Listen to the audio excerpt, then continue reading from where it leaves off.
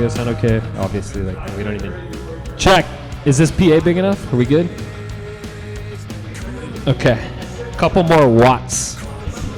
Kilowatts. Okay. Yeah, we got a little inside joke here, but anyway, we're gonna move on. So I guess I'll just cordially, I know I've already thanked you guys individually, but it's really awesome that you guys are here. We're talking about filmmaking and just making media, or as the kids call it today, content. You guys probably hate that, but anyway. So before we get started, I just wanted to kind of talk, and thank you guys for coming too. It's super cool you're here because you're going to probably learn a lot from these guys. They know a lot.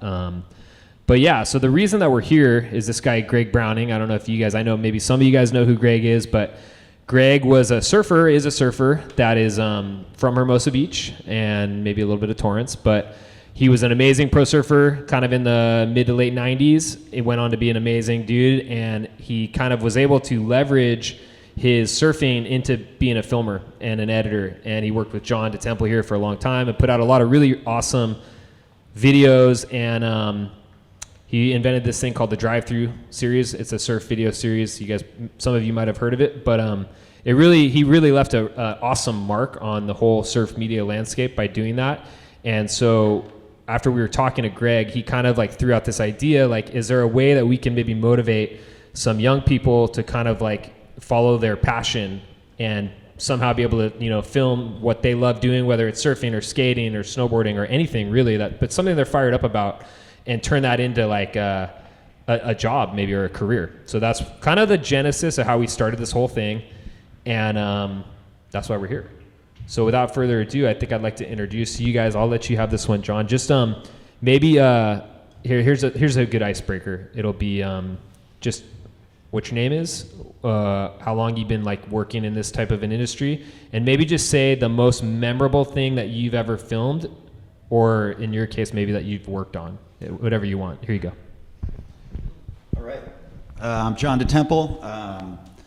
This is my 25th anniversary of having a production company, 30 years in Hollywood. Let's see, most memorable would probably be maybe with you. With Johnny filming J.O.B. on fire. I think that was one of the probably just holy crap moments of all time. And then professionally, as a creative, I did 80 years of the Oscars and did a 5.5 minute piece for the 2008 Oscars. That was pretty cool. It was getting to work with all these wild directors and see the orchestra play to your stuff. Yeah, kind of been all over the board. So that was a good one. All right, Johnny, what do you got? My name is Johnny Decesare, and owner of Poor Boys Productions. And Poor Boys Productions, I've been doing this for 30 years.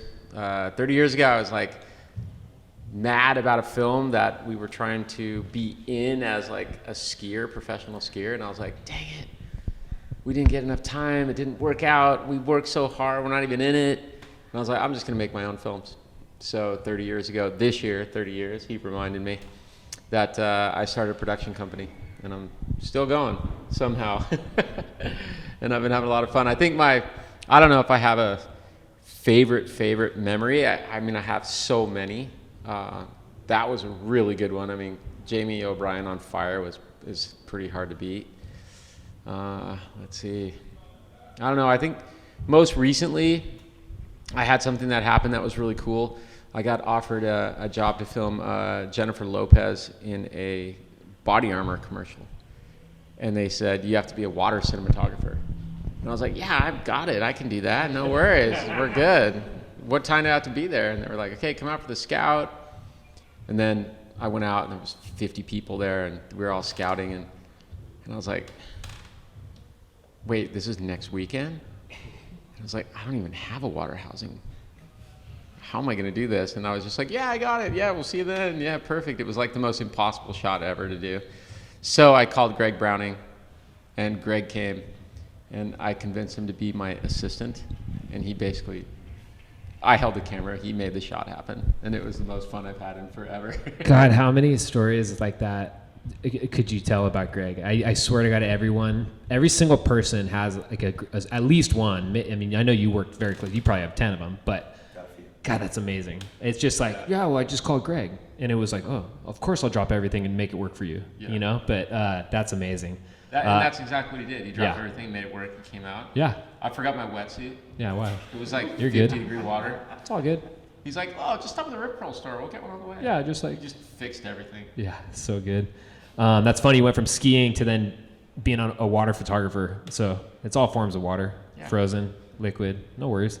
Annie, what do you got for me? Hook me up.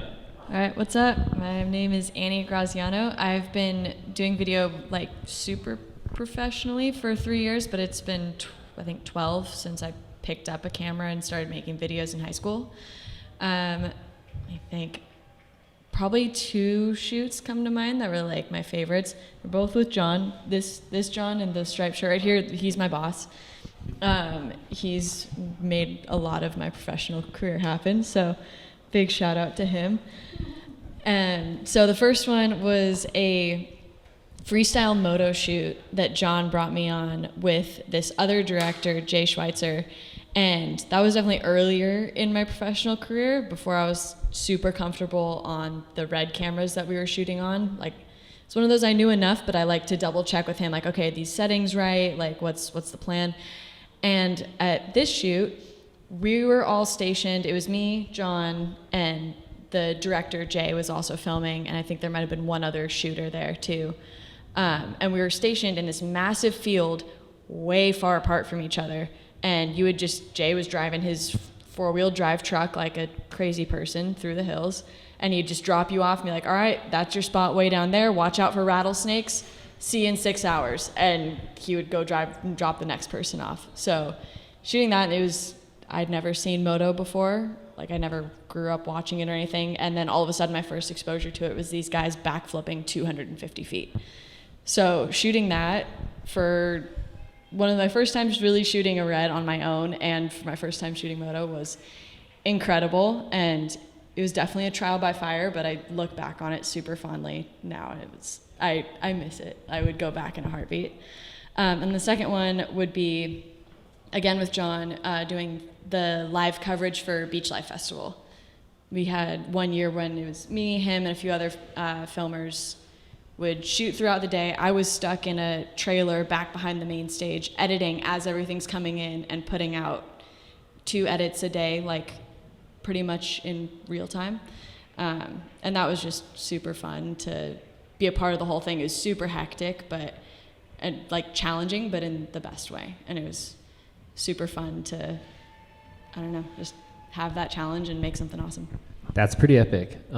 That's a rad story. I can imagine how that must have felt, like watching those guys flip motorcycles, because I just kind of feel like, actually, before we keep going, hey, Walls, would you mind double checking, just making sure that camera is like actually recording? Really Because like, how many times has that happened to you guys?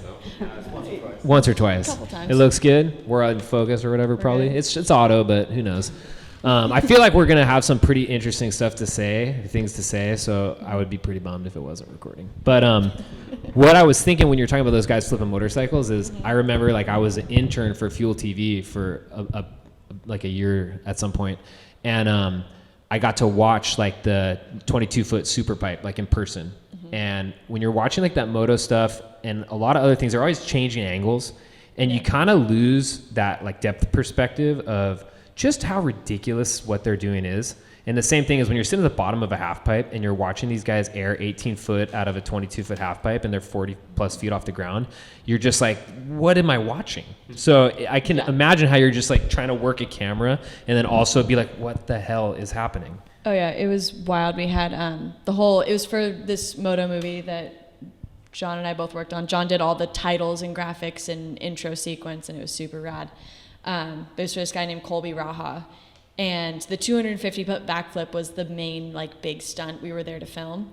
And we were out there, it was like close to sunset, and we were all looking at this big jump that he was supposed to do, and he kept doing run-ins and would go off, and I was at the lead-in, so he was starting right behind me, and I could hear him like back there with a couple of other guys like trying to hype himself up, and I was like, shoot, like if he's really not feeling it, like he shouldn't do this, like he could die. Like, maybe don't do that. Yeah.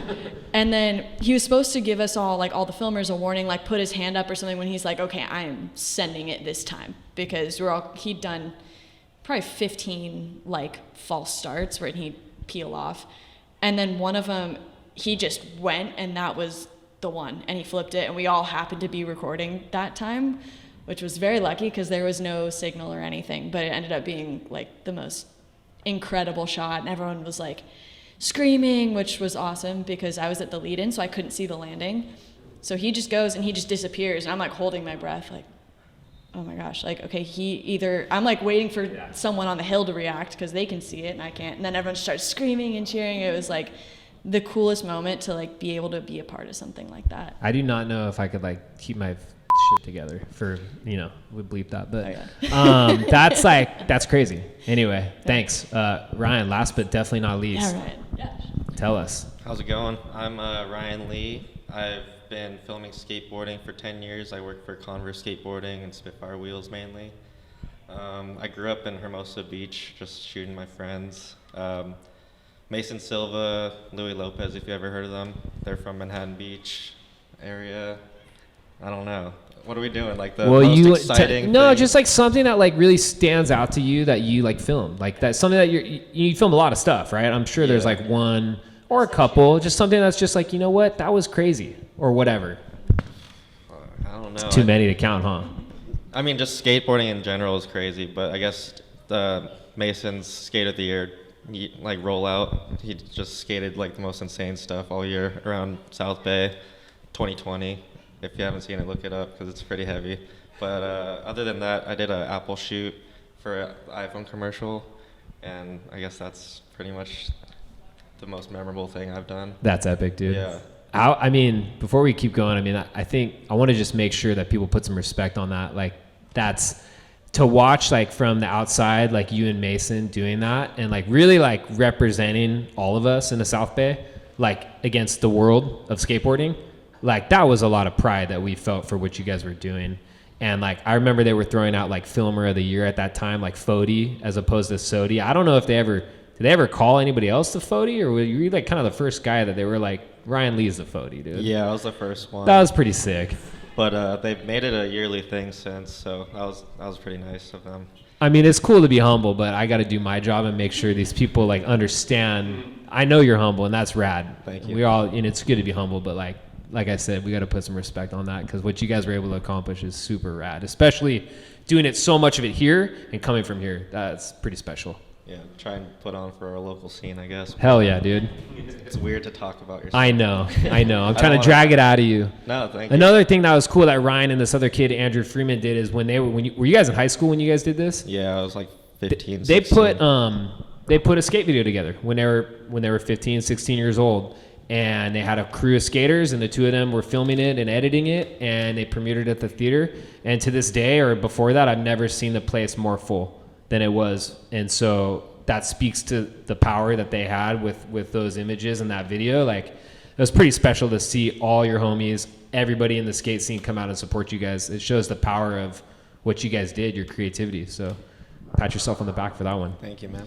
I don't know. And I guess that kind of leads into like why, at least me, I'm 36 years old, so that puts me in like the late 90s, early 2000s when I was like watching a lot of these videos and how important they were to me in all of your guys' disciplines, in surf and skate and snowboarding. Like it speaks to our culture in the South Bay and even broader Southern California. And we were just talking about this before, about how much of what you guys have done in these like niche sports has then been exported to just a broader culture. And so I think that's really, if I had to distill it down to like why what you guys do matters much more than what you guys have in your little zones. Like, and I think sometimes maybe you forget that, but I don't know. Does anyone want to comment on like just the broader reach of like, call it action sports, surf, skate, snow, music, culture in Southern California, how you've noticed in different places, how it's been kind of taken to the mainstream? Anyone have any thoughts on that? Feel free to share. I know you guys, I got to drag this stuff out of you, but if you guys have thoughts, we're here because we want to hear your thoughts, not mine. Yeah, I mean, I have a podcast with Benji Weatherly called Let's Potty. Shout out there. We're sponsoring the winner. Oh of the yeah, thank you, contest. Annie. Yeah, they are sponsoring the contest. So Benji and Annie, they're throwing it down for the filmers and everybody. So that's super cool. Yeah, I might see this. Might have to be off the mic, but I'm gonna try to see if Benji can come up for the awards to present it, because I think that would be super. Oh, that'd be rad. But we were shooting podcasts yesterday, and we had Jagger Eaton on, who's Olympic skateboarder, and we were actually talking about this with him yesterday, because he gets a little bit of smack from certain skaters for kind of making skating more mainstream with it being in the Olympics now. And it's not something that necessarily everyone in action sports is super stoked on, because it's this really special thing, and it is. And that's why we always had the X Games, which was like the action sports Olympics kind of. And now that it's being put in the same arena as all of these, like, I don't know, consider more like contemporary sports, I feel like we're on the edge of something really huge with action sports becoming huge. Like, not even with, like, yeah, obviously surf is big on like the coasts of every country and whatever, but bringing that into the inland and places that may not have access to like go watch surfing in person, but to be able to see what it is and be exposed to it. I feel like we're just kind of right on the edge of all that, which is awesome. Yeah, totally. I think that's definitely valid. And I saw Ryan snickering, chuckling. He's like, I have no comment on this subject. But yeah, that's amazing. I mean, and I think specifically, like, even not just from like a cultural or like a sport perspective, but more specifically from like a film and photo. Like, I think and tell me if I'm wrong, but the techniques that you guys use to film the sports, you know, certainly like the fisheye shots with skating, or the water shots in surfing, like, I know that you guys have taken, maybe not you two, but I know you guys have taken those skills and used them on I hate this word, non-endemic. People say it like they're just an action sports genius if they drop that term, like non-endemic, but they do it for mainstream stuff. They use the skills, they use the same angles. Do you guys want to talk at all about like maybe something that you learned by filming the sports that we love that you were then able to take to call it the mainstream? Yeah, I mean, so a lot of my career has been design and animation. And I was a bodyboarder around here, and so I worked a ton with Custom X bodyboards, designed all their ads and just board and whatever I could do. And I would go to these big Hollywood meetings, and I would show my demo reel, and I was coming up in the industry, so I had cool stuff, but I didn't have these like really edgy, like, that was like in the 90s when like music videos were super edgy, and so I would walk into these meetings, and I always had my print work that I had done for Custom X and for other surf companies, and I'd show all that. And I remember this guy Claude Brooks. He's like, we just did a huge thing with him. He just won NAACP award with Snoop Dogg last night. He basically looked at all this stuff, and I was super proud of my work. And he's like, "All right, that's cool, but where's the dope stuff?"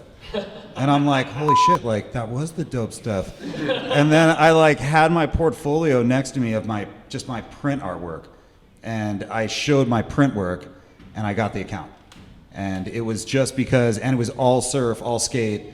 Nothing was mainstream. It was just like what I thought was cool. And so I kind of did a ton of action sports. That's how I started working with Greg. I was like, I just want to do this stuff because it's cool.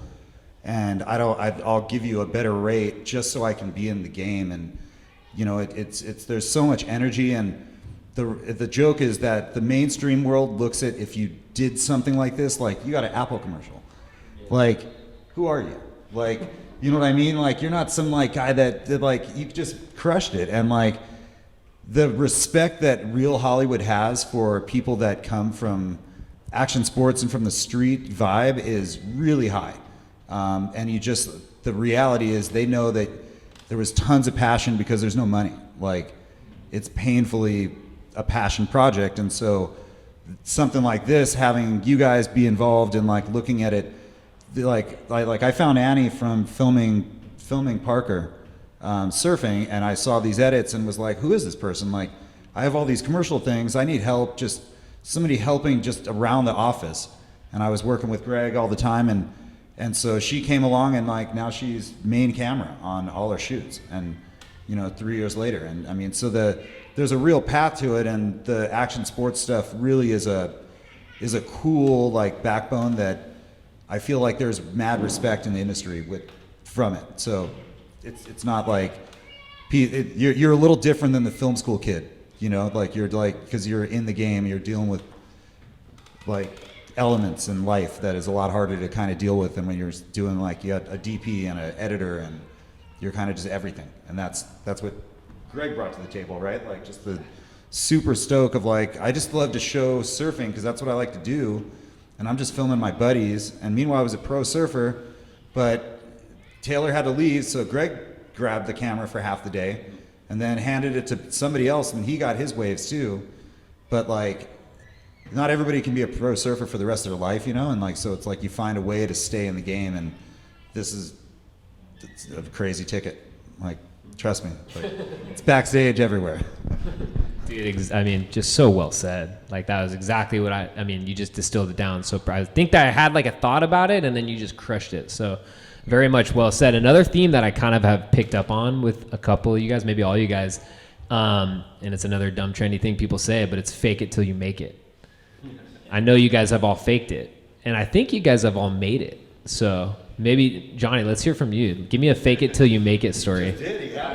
Oh yeah, you kind of did, huh? All right, maybe not then. Well, I going back to like the action sports versus like contemporary or different kinds of sports. It's funny because I've had multiple jobs that have come in through friends in other industries, like from rugby to, I mean, all kinds of stuff, dance, all kinds of interesting other stuff completely, and they love the way action sports is filmed. And if you look even like at NFL football now, they've gone to different camera setups. I don't know if you look at talking about. like I know what you're talking about. After they scored, they got the Sony, right? They got the Sony out See? there, and it's like, Boy knows. it's, yeah, you do. A little bit. I'm just that's kind of a all dork. coming from action sports. Like, we were doing these like very, very high-end rugby tournament stuff, and the reason why they brought us and not the regular rugby guys, because there's millions of people that film rugby, it's a professional sport, and it's huge in like the whole rest of the world and kind of getting bigger here, but is because they didn't want it to look like the normal rugby sport. They wanted it to feel different. They wanted it to look different, and that's why they had us. And now we're like 4 years in a row on getting huge in the rugby world somehow, just because of action sports. That's hilarious. So I'm sure you cool. think that's funny too. You're like, yeah, this is paying the bills and that's great, but here we are in rugby. We're going to a rugby game. I also had this weird thing where we did a documentary with the Teluga brothers. Teluga brothers is the choreographers for Chris Brown and like Madonna, and some other huge ones like Jennifer Lopez and stuff like that, and they brought us on for that too. Cool. So I'm picking up a theme there too. That's like a don't shut yourself off to like something that might not be your regular bread and butter. Like, find a way to like take your skills and maybe apply it in a unique way to something else. Am I picking up on that maybe? Yeah.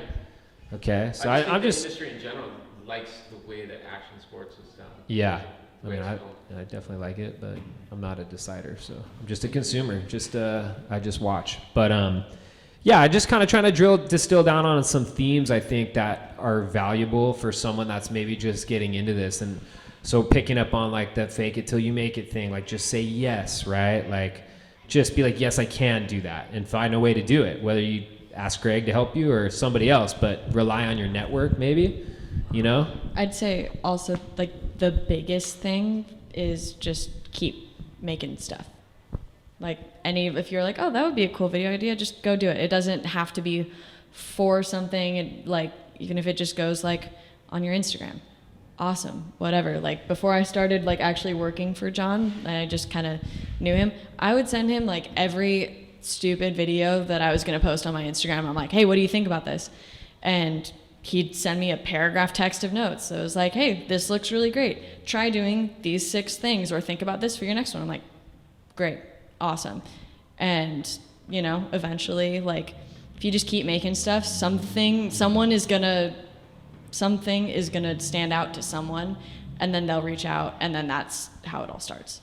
Dude, how valuable is that? Like having someone that's like talented or has at least like proved their skills and accomplished some stuff, like kind of almost advising you or just giving you feedback. Oh, for sure. I've had like the best advisors that I could have. Yeah. I mean, between John and Greg and obviously you too, Johnny, and as much as I might not want to admit it, our good buddy Jay, his advisory was not as nice as other people's. He's a really big yeller, and yeller. It's the epitome of trial by fire, but you learn things very, very quickly that way, because I'll be about to do the same mistake again, and it's like PTSD. Like I'll hear him in the back of my head screaming at me. I'm like, oh yeah, right.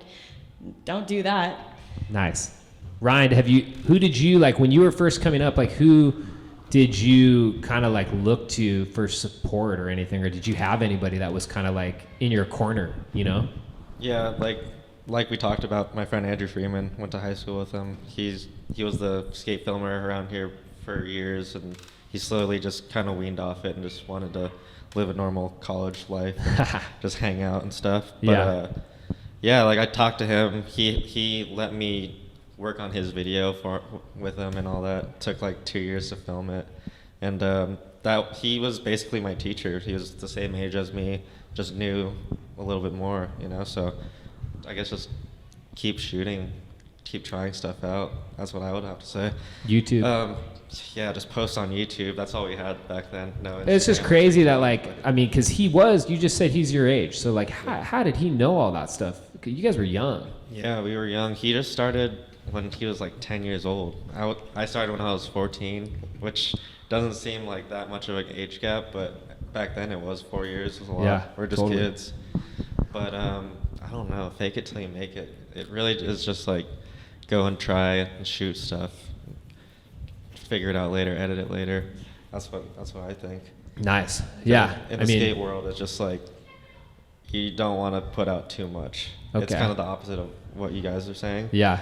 Like I'd take like 2 years on my video projects and like make sure it's good, because that's how you'll be remembered in the skate world, at least. Yeah. Surf world, I don't know. I would imagine. No, that's probably true too. Different. I think just like when you're learning and starting, she's saying like just keep like learning, because that's how you learn, by doing, right?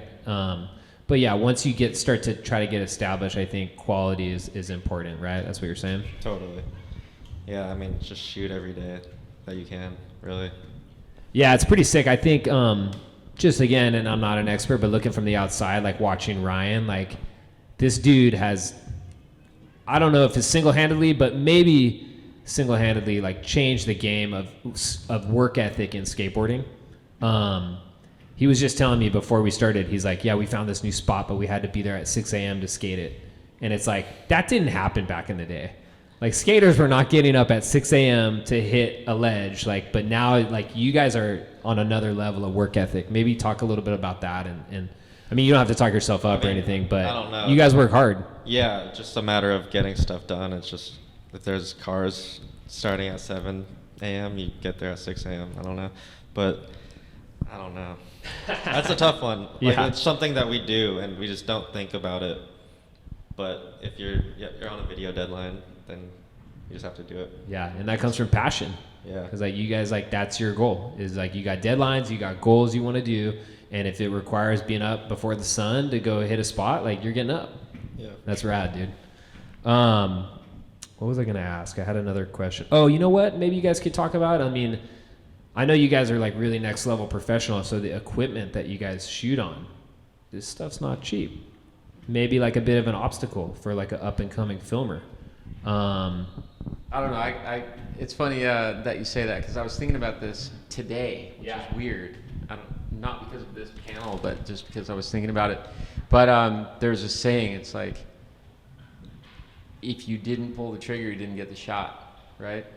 And way back when I first started, the other companies that I was basically making movies against always were like, "Oh, but Johnny's quality is shit.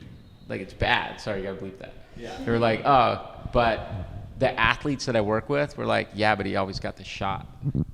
Yeah. And so they always wanted to work with me, and I continued to get hire, better equipment, Right. more quality, and I work towards getting more quality. But if you didn't shoot it, no matter what, you're not going to get the shot. And the other thing is like, it's not always the equipment you're using; it's the guy using the equipment. 100%. I think people tend to like get a little caught up in like, I got this year's red, and it's like, well, they've been like making cameras for a long time, and like, is it really that much better than the one from 2 years ago? I don't know. And it's like, how many times? I mean, I guess what I feel, and you guys are the experts, so tell me if I'm wrong, but the quality is like, there's more than just what camera you're shooting on or what lens. Like there's the angle, there's the cinematography, there's everything, right? So like if someone's tripping like I gotta save up and get some camera, it's like you're gonna get noticed maybe on any equipment, right? I see you nodding, Ryan. What do you got to say about that? Yeah, I mean, it is just the filmmaker and not really the camera. You can use your iPhone, it's just as good as quality as some other cameras now. But I wouldn't go out and buy the newest, best equipment until you've shot a couple videos on your Handycam. Your GoPros are good to start out with. iPhone, Sony Handycam. Yeah, shout out GoPro. The winner of this thing's getting a new GoPro too. Yeah. So, yeah. That thing's waterproof. No, just the 360, the one that was on the wrist, the film camera. It's true though. People are like going back to old cameras, like where I do see that. Yeah, I mean, we just did a shoot like for WSL. They do like this big shoot at the beginning of the year where every single rider goes through and gets an interview and like some like face cuts where they make funny faces, put the flag behind their back or whatever. They do all that so they can utilize it throughout the year in their TV shows. And we brought a 16 mil and an 8 millimeter out on set, and it was cool to get cuts like that. And a lot of other filmmakers are doing it. I mean, handy cams are king. If you have them out, you're getting something, and they look cool. It's got like a different look because everyone's got the same look now, so everyone's trying to get a different look. And like that's so funny. Yeah, I think Angie's got a handy cam and a little pocket camera. What is that thing? Canon PowerShot. She's like, that's the one I want to use. That thing's sick. I'm like, but it is true I'm what you with say. my red, and she's like, no, I like that one. There's something to be said for like if your footage looks unique, like it doesn't have to be better. Like it doesn't have to be more quality, more high def. Like sometimes it's the uniqueness makes it better. It's interesting, right? I mean, I don't know. Never really think about that. But I don't know, maybe we should open it up if you guys have like questions. Like if anybody has questions, I think like I don't know that I have anything off the top of my head to ask you guys. I think you guys have done a great job. Thank you. But do you guys have any questions for these people? I think like the hardest part is like making connections. Like so do you guys have like advice about like finding people to go pro and like Good question. You mean to find athletes? or just like just finding like professional jobs kind of that involve film and stuff. Right. It's funny because one of the most important things is if you have content up, then get it places. Don't be scared to send it to people. It's funny because I was having like some interns for a while, and then I kind of shut down my intern deal. Like I was just like, I can't deal with it. I'm too busy. And this one French kid kept emailing me, and I was like, who is this kid? He won't stop freaking emailing me. He turned out to be, I don't know how it ended up happening, but he's the one kid I dumped like 30 in the trash, like just kept deleting, no more interns. And I was like, okay, fine, I'm gonna read it.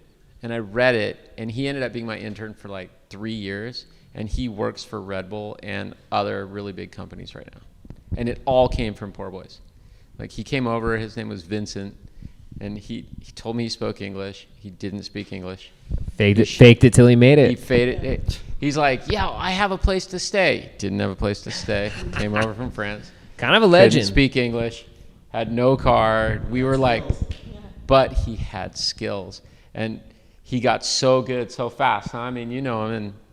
And now he's like fully made it. He's got his own legend. Like production company. That's so epic. You love hearing stories like that because that's what like you love seeing hard work and creativity and persistence get rewarded, right? It's not as cool if like someone just gets it all on a silver platter. If someone worked hard and put themselves out there, it's like way cooler. And Cam, he like interned in the very beginning with us just to see, like, hey, I want to work with you guys and do that. Learn. And so we started working, and now he works for Poor Boys, and he's got his own stuff going, and now he's like drifting into his own world of making a bunch of content. The natural progression. It's all about just like almost forcing your way in. Like beating down the door. I'd say also anybody you can find in the film industry, if you ask, hey, can I come shadow you for a day, or could you give me some feedback on this video I've been working on? 9.5 times out of 10 they'll say yes, because we've all gotten to where we are because somebody else or many somebody else's have all helped us. So we all want to help in any way we can too, because there's no point in gatekeeping filming, That is interesting. Do you run into that every now and then? You run into like somebody that's like not down to help because they think you're better than them? Like they're like, dude, this person's going to take my job. Like I'm not helping them. Does that ever happen? Yeah, I mean, that's like when I was coming up in like animation world, like people wouldn't teach you their styles. So it was like, like they didn't want to teach you how they did that effect or how they animated that word on. And so I used to just laugh at them because I'm like, I would come home and figure it out and then show it to them the next day. And I'm like, you're a dork. Like, what's wrong with you? Like, I feel like most people are dealing with athletes, like we're dealing with pro athletes. And so, those guys are so hard to approach and get to film with that. Like, if you want to talk to the filmers are all pretty cool. There's some old crusty ones that don't want to talk to you, but most people are pretty amped. And I mean, I'm going to a meet and greet in Pasadena this Saturday, and it's like animation for Unreal Engine and a bunch of stuff like that. And I'm just going to go hang out, and it's like 4 to 9 o'clock in like hour and a half away. But it's going to some of these random events where Canon's going to put something on, or like you guys showing up here. I mean, you want to get in this industry, like you just met some of the main people in this town, and it's an easy thing to do. It's just about effort, and then eventually you have to have skill. But the skill can come with putting in time. I mean, but you can literally, like he said, use your phone. Like whatever is comfortable, it really doesn't matter at this stage. It's just like coming up with some dumb idea and producing them and seeing if your buddy liked it or if it was just a dumb idea or whatever. And then like that gets you to the next step of like doing stuff. So I think, it's a wild way to get in. There's no path. Unless you're like UCLA film school or USC film school and you're the top dog and you're getting recruited to a studio, but there's no answers. So like you said, like faking it is like there's 40 ways to shoot it. So there isn't you can fake it really easily, and as long as you just don't quit. Like when I was doing animation to start, there wasn't even YouTube. And so it was like I would call Adobe and they'd be like, I don't even know what you're talking about, and so you just figure it out, and like eventually it worked. And the film stuff, I think we're obviously all available pretty easily to get a hold of, but I think going around to like Orange County has a ton of film stuff happening in the action sports world, just rolling into the X Games, rolling into these events, and like just talking to the dudes. Like not while the guy's riding. Don't talk to the guy, but like in between while the event's down for a second. Most people are cool, and you'll get an intro, and you'll be doing internships or whatever. And it's like I said earlier, it's like the access that you can get as a filmer it's so hilarious because like you can kind of go anywhere you want, and you don't have to have a ticket. Like you just bring your camera, and it's epic. Well said. That's cool. I mean, there's something, like I said before, there's something to be said about just effort and just getting reps in. And it's cool to see because I've seen it too. I worked in the industry for a long time, and you're right. Like the filmers and the creatives, like they are kind of the raddest people to hang with. They're like the most fun because they're like, they don't care. They're like, we didn't really sign up for this to make money. Like we kind of like, we love this shit, and it's like, that's really cool to see. Cause like in the real world, in the regular world, most people like go to work because like they have to pay for stuff, and that's why they're going to work. Like priority number one is not like, I love what I'm doing right now, and it's cool that money's going to come, but I'm doing this because I love it. And being around people like that, it's for sure special. It's a privilege. And I get fired up. I love that shit. There's a saying in action sports filmmaking. It's like we're never really working, but we're never really off work. So true. We're always working, but it's also not really work. It's kind of cool. Do you have another question? Or? What are you guys working on? Anything? Just like a little surf film and like just like some fishing too. Oh, cool. Yeah. Sick. And what are you guys shooting it on? What's up? What are you shooting it on right now? I'm not sure. Handy cam? Canon something. It's my dad's camera. So we just go down there and we take turns filming each other, like 20 minutes each time to switch off. And yeah. That's awesome. Jesus, it'd take me like 15 minutes just to paddle out. It's not a lot of time to maybe get a wave. Not really in shape right now. Lower body good, upper body not so good. That's sick though. I got a question. Yeah. Surf filming. So if you were a up and coming kid trying to film surfing, could you just show up to like a wave and just set up your camera? Is that kooky? Is that solid? Is that like, what do you do? Maybe a career change coming for Ryan, huh? Yeah. A possible pivot. I filmed it for like a month. I filmed surfing for a month. I think a lot of that depends on which wave you pull up to. As long as you don't pull up to the wrong wave, yes, that is a great idea. If you pull up to the wrong wave, you might not be leaving with your camera. Your camera may end up in the ocean. No way. Yeah, oh, for sure. Pretty rare these days, right? There's Let's not still- scare everyone away. There's still a few. There's for sure there's some a few places, spots. but less Generally, today. if you see other filmers on the beach, you're chilling. Nice. That's if you good don't see advice. filmers, maybe not. But isn't it like, say, Andy, you put together 5 guys, and you guys are going to meet at Rat and Shoot, Yeah. and then Ryan shows up with his camera and shoots your 5 guys? Mhm. Like, if you put together the shoot, isn't it kind of like bad form for him to show up? But if he just shows up at lowers and just films the guys out, that's wide open, right? Yeah, I mean, I feel like it depends on the scenario. Like, I mean, if I was shooting, I know this was an issue that was happening when we had the really big swell at the beginning of the year, is filmers would get their pros together and they're like, okay, we're working on this movie, we're gonna meet at this spot and get our clips. And then random people would come and poach those clips on their cameras and then post them, and then those clips that the surfers wanted for their movie are now already out, which means they can't use them for the movie. So yeah, I feel like if it's a crowded break where there's a lot going on, then yeah, but if it's obviously like a group is together of like surfers and their filmer and it looks like they're working on something, then yeah, maybe. Got to use your judgment, right? Yeah. I feel like the jury's still out on that one. Yeah. This Yeah, is the 'cause I- first winter where like I heard that blow up, and I gotta say, from the outside, it was really entertaining. I just enjoyed the controversy mostly. Felt like funny reality show drama, but I mean, there's something to be said for like having enough respect to be like, this surfer's paying this filmer, trying to put a part together for him. Like, don't just go film it and then you're gonna go like try to get paid off YouTube from whatever views you're getting off YouTube. That's kind of weak. But at the same time, like, I don't know, you're at a crowded spot, like you're in public. I don't know. So it's just, I think they're still working through Yeah. it, kind of, because it's new.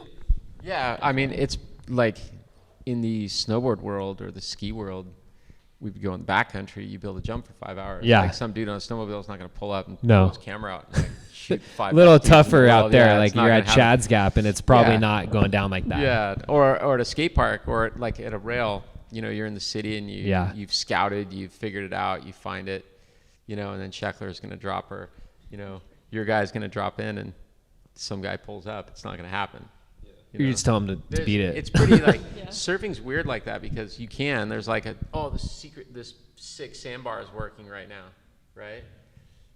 At 16th Street or something in Hermosa, all of a sudden. Yeah. Well, okay, 19th Street, 20th Street. Yeah. No, I'm just saying that is random. Controversial. No, it's just funny. I mean, But, I guess if like 5 guys show up and it's 8 foot. Yeah. And then all of a sudden there's 10 filmers out there. That's weird. it is like funny comparing the sports, because like skating's like that for sure, and then I do think it's funny like the snow world. Like you spent like 2 days building the jump, and then like you get there day 2, and like there's like another crew on it, and you're like, what are you guys doing? Like I bet do you have a story like that? That's kind of funny, like where like you did like, because some of these jump builds are multi-day builds. Yeah. We've had some in the backcountry in Whistler where we built like 2 days, waited 2 days for snow, sat up there, went to go eat lunch, came back, and there was like 10 bomb holes. see my hat, right? I mean, well done. Interesting. We can talk about snowboarding for a while, but yeah, I just think like anything in life, it's kind of like try to like maybe zoom out and use some judgment. That's the best advice. Maybe like it's not always going to get you there, but maybe don't get too fired up and be like, whoa, hold on. Does this make sense? You know, like, I don't know. Because it is going to be situation based, right, Ryan? Yeah, I'd say just like don't be too eager to maybe use your judgment. Skate. Tough when you're young. Yeah, there's like a lot of skate etiquette, and I would assume same with every other sport. I was pretty bad at Probably that when more I was for young, surfing. so I don't know. Yeah. Yeah, I don't know. Maybe it's about the same. Snowboarding, I don't know. They're all the sports have their little etiquette, but that I think that just comes down to putting the time in. It's just easier You know? to film surfing from a distance. So true. Yeah. You can sneak away, like use a big lens, and like you're like Slater's out there, and, or whoever, John, and then you film it, and then you put it out, and they were like, dude, that was for a thing we're making. Like, sorry. Get the cease and desist, like, Oh, jeez. Wow. Yeah, DM, like, Controversial. hey, we're kind of holding that. Social But then media. now it's like- That's a whole nother topic, Yeah, right? it's I mean, viral. social media makes things easier, makes things harder, it makes things different. But maybe at the end of the day, like, it's still kind of the same. I don't know. You guys have social media thoughts? Maybe we can, do you guys have any questions before we kind of start wrapping it up? Any more? No? Okay. Cam, find one. Yeah. What do you got, Cam? You don't have to have anything. But Music. if you do have anything, we're Music. here, man. How do you get paid? How filmers get paid? I mean, yeah, how do films get paid? How long does it take for you to get paid? Like, that's a great one. Still working on it? It's all over the board, right? Like it's from trading for access to like day rates, and like if you're doing it, you can. It's really all over the board. Like if you're filming water, you can make $2,500 in a day. If it's like with somebody real, if you're filming just like on the beach, you can make $25-50 an hour. If you're, if you've got a following and you can pick up people doing that. But it's really just, it's kind of like there isn't, you'll see like, oh yeah, I always charge this rate. And like, I charge this different rate for every single job. Just because I don't know what the client has.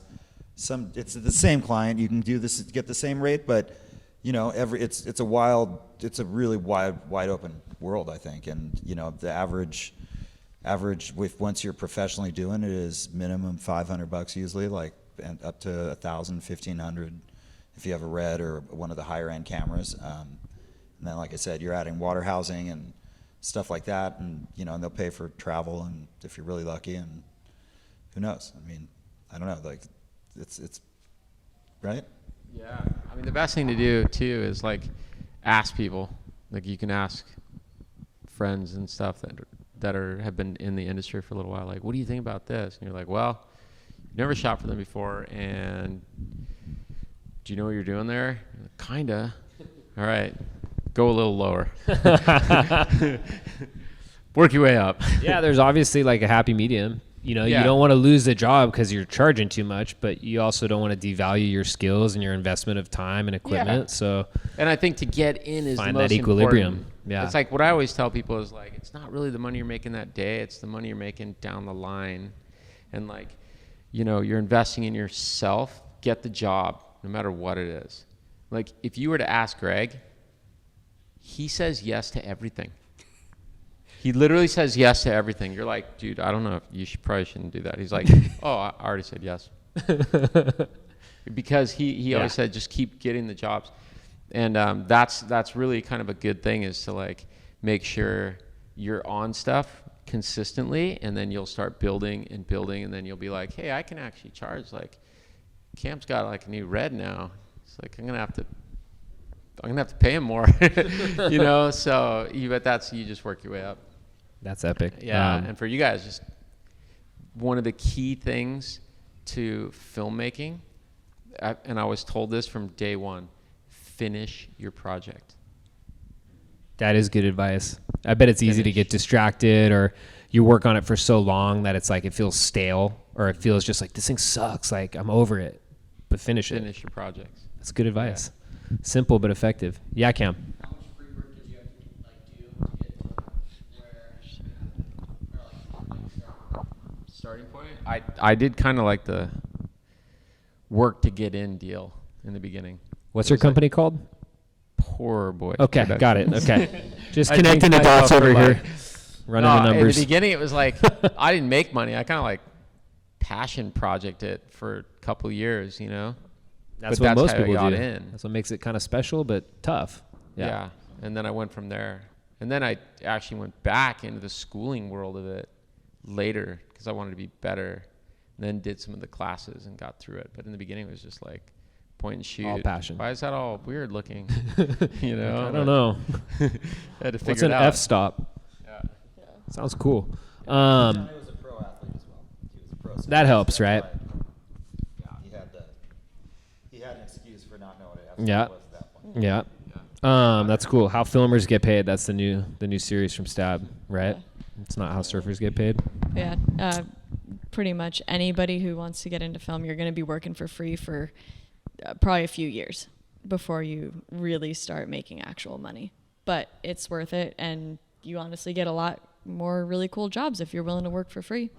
So you get really awesome stuff on your resume, and you have a good time, and then you can get paid to do that really awesome, cool stuff. I kind of feel like if you love it, like you shouldn't do it if you don't love it, right? Yeah. Because there's not a lot of money maybe, so it's not you're going to get rich. But if you love it, you probably would do it for free anyway because you love it. Yeah. So it's kind of like when the money comes around, which it does, it's kind of cool. It's like, I love this, you know? So Oh, yeah.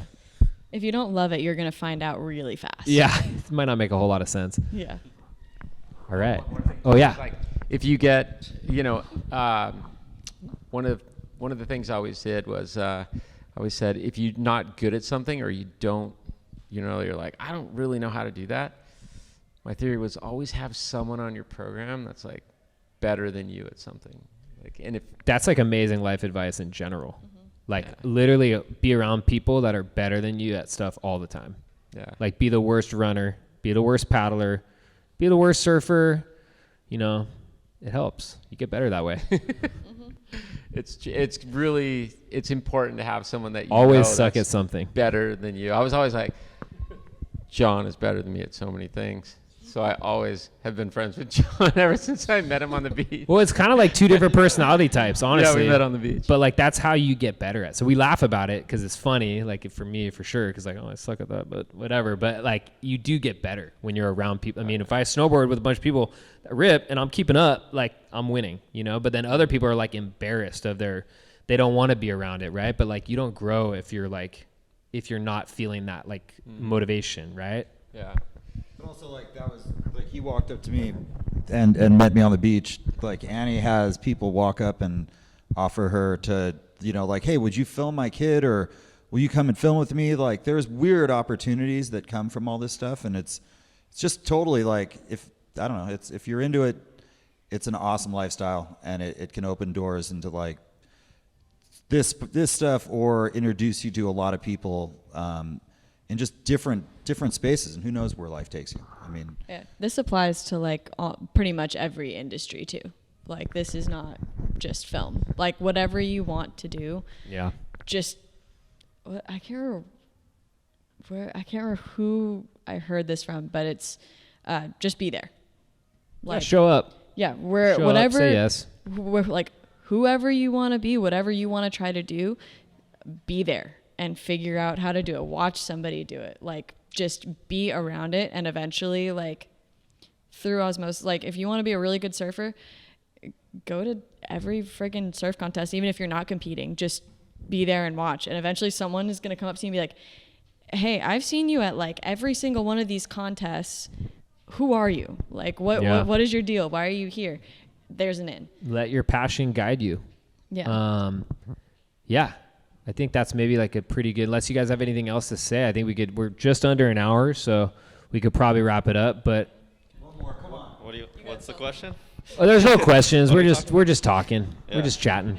Just gotta piece of advice you Yeah, advice, man. If you had something you'd tell someone, like, you know, what have you learned? So much. I mean, I just had to show up to every skate park, hang out with people. Just, you know, if you're interested in sports or music or whatever, just show face at the events. Like everyone said, it helps to just have the camera on you all the time. Also, that's what I did. It's like if something happens and you're filming it, if that's what you want to do, it's like might as well be shooting constantly.